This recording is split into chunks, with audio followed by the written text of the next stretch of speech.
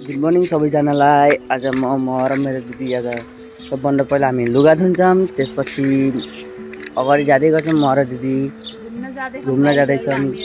त्यहाँ हेर्न सक्नुहुन्छ एक बाटा लुगा निकालेर राखेको छु। त्यो बाटा देखिराख्नु भयो होला। म चाहिँ उठिसकेँ, बिहानै उठेको। यो चाहिँ भर्खर त होइन, अघि नै यो मभन्दा ढिलो उठेको। अनि बिहान चाहिँ कुहिरो लगाएको थियो मौसम। मर्निङ वाक जाऊँ भनेको उहाँ चाहिँ उठ्नु भएन। अनि अहिले चाहिँ घाम लाग्यो। हामी चाँदेखाउँ देखाउँ न उताको भ्यूहरू कति देख्न सक्नुहुन्छ। हाम्रो भ्यू यहाँ यस्तो यस्तो बोके झार पनि फलेछ।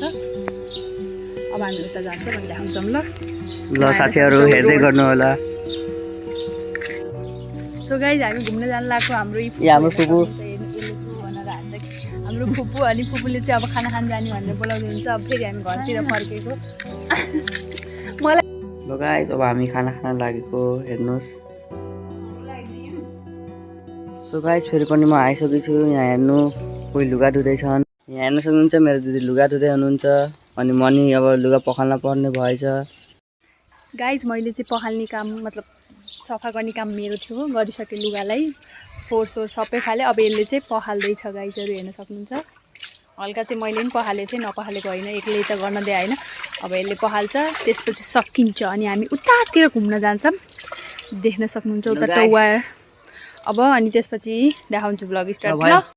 गाइजहरू फाइनली लुगा धोएर भइसक्यो। हेर्नु, सुकाइ पनि सक्यौँ लुगा धोएर होइन।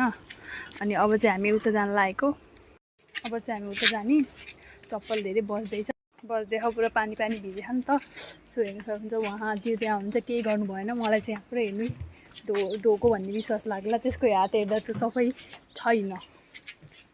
गाइज हेर्नु, यतातिर मल खेतमा मल थियो, अहिले सबै लगे खेतमा हालिसकेँ। यताको भ्यूहरू यता घर पछाडिको आँप पनि फुलिसकेछ। ऊ यता पुरै खाली भएछ यार। अहिले गाउँघर पुरै खाली छ। अहिले कोही पनि छैन यता। सो यही हो, हामी यतिकै हेर्न आएको सर। सो बाई बाई यो भ्लगको लागि। अब अरू भ्लगमा भेटौँला, बाई।